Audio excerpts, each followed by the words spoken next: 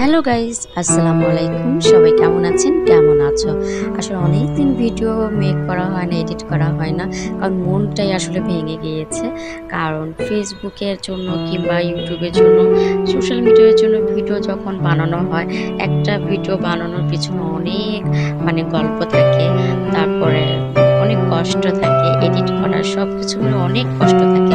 তো সব কষ্ট করে যখন ফেসবুক কিংবা সোশ্যাল মিডিয়ায় আপলোড করা হয়, তখন আসলে এরকম ফিডব্যাক পাওয়া যায় না। সবথেকে দুঃখের বিষয় হচ্ছে ফেসবুকে আসলে ভিডিও দিই, কিন্তু যেখানে দিই সেই প্ল্যাটফর্ম থেকেও কিন্তু অনেক রেস্ট্রিক্টেড খেয়ে থাকি। আমি অলরেডি ফেসবুক থেকে রেস্ট্রিক্টেড খেয়েই আছি। তো এইগুলোর কারণে আসলে মনটা পুরোই খারাপ হয়ে গেছে। আর তাছাড়া হলো পোস্ট করলে দেখা যায় যে অনেকে ওরকম রিচ হয় না, কমেন্ট করে না। ওই যে বলে না, ডিজিটাল হিংসুটে থাকে, এরকম অনেকে দেখেও আসলে ইয়া করে না, লাইক কমেন্ট করে না। এগুলোর জন্য আসলে মনটা খারাপ হয়ে যায়। আসলে এত কষ্ট করার পরে যদি ভিডিওটা বানানোর আগে অনেক কষ্ট করতে হয়, কষ্ট করার পরে যদি সেটার ফিডব্যাকটা যদি পজিটিভ হয়, তাহলে কিন্তু অনেক স্পিড বেড়ে যায় কাজের। আর সত্যি এটা সবার ক্ষেত্রেই হয়, এটা আমার ক্ষেত্রেও। তো এই কারণে আসলে দুঃখ পেয়ে পেয়ে অনেকদিন ভিডিও বানানো হয় না। আর আজকে অনেকদিন পরে বানালাম, আর তোমাদের সাথে এই দুঃখগুলো আসলে শেয়ার করতে আসলাম। আর আমার তো আসলে অনেক দিন ধরে রেস্ট্রিক্টেড আছি, আর এই ভিডিওটা আসলে সেই ফেব্রুয়ারি মাসে করে রাখা হয়েছিল, কিন্তু এডিট করি করাই হয় না। তো এর আগে এটা এডিট করে রেখেছিলাম, আজকে ভয়েস দিতে বসলাম। তো আসলে মনটা খুব খারাপ হয়ে যায়। আসলে যারা আম সোশ্যাল মিডিয়ায় কাজ করছে, আসলে সবার উচিত সবার সাপোর্ট করা, সবার ভিডিও দেখা, শেয়ার করা, আসলে সাপোর্ট করা উচিত। তাহলে কিন্তু সবাই একসাথে কিন্তু সবাই কিন্তু এগিয়ে যেতে পারবে। কারণ দেখেন, এখানে কিন্তু দেখো তোমরা আ মানে ভিডিওটা কিন্তু শুধু দেখে যাবে। আমার ভিডিও তুমি দেখবা, তোমার ভিডিও আমি দেখব।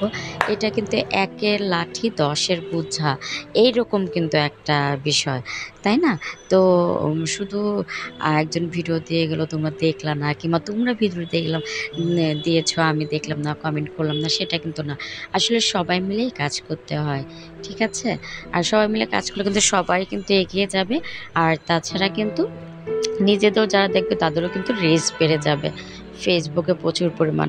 আর জানোই তো ফেসবুকে আসলে অনেক কঠিন নিয়ম কানুন, হঠাৎ করে যে কোত্থেকে কি হয়ে যায়, আই কোন শব্দটা ইউজ করলে কি যে হয়ে যায়, একমাত্র ফেসবুকে জানে। আসলে অনেক সময় আবেগে বসে অনেক ধরনের আমরা পোস্ট দিয়ে থাকি, অনেক ধরনের কমেন্ট করে থাকি। তো এইসব কারণে কিন্তু অনেক রেস্ট্রিক্টেডও খেতে হয়। যেমন আমি এই যে কিছুদিন আগে যে ছোট একটা বাচ্চা আফিয়া, ও ধর্ষণ হয়েছিল। তো ওকে নিয়ে আমি আসলে কয়েকটা পোস্ট দিয়েছিলাম। তো আমার রিকমেন্ডেশন আসলে এটা আমার সিগন্যাল ওটা দেখিয়েছিল। বাট হচ্ছে আম আমি সেটাকে আবার কি করেছিলাম, এডিট করে দিয়েছিলাম ডিলিট না করে। তো এই কারণে আমার ফেসবুক ওটাকে একদম রেস্ট্রিক্টেড করে দিয়েছে আমার অ্যাকাউন্টটা। অনেকদিন লাইভ করা যেত না। তারপর হচ্ছে পোস্টে দিতে পারিনি অনেকদিন। তারপর এখন লাইভ করা যায়, বাট হচ্ছে এখনও রেস্ট্রিক্টেডটা কাটে নাই। আমি জানি না কাটবে কিনা। আমি ওদের কাছে কিন্তু মেইলও করেছি। আমি জানি না আম কি হবে এখন আসলে পর্যন্ত। কোনো কাজ করে এখন লাভ হচ্ছে না। আমি তেমন চেষ্টাও করছি না আর। ওই যে অভিমান হয়েছে, এই কারণে। আসলে ওদের সাথে অভিমান করে কোনো লাভ নেই। কমপ্লেন জেনারেট করা যায় সেটা করেছে, কিন্তু আসলে কোনো দিক থেকে কাজ হচ্ছে না। এদিকে সবাই কনটেন্ট মনিটাইজেশন পাচ্ছে, শুধুমাত্র হলো আমি কনটেন্ট মনিটাইজেশন পেলাম না। আর হচ্ছে আমি রেস্ট্রিক্টেডে পড়ে থাকলাম। এর জন্য মনটা খারাপ লাগে। যাই হোক, আজকে এটা অনেক আগের ভিডিও, আগে বললাম যে ২০০০ মানে ফেব্রুয়ারি মাসের এটা ভিডিও। এতদিন পর এসে আসলে এডিট করলাম।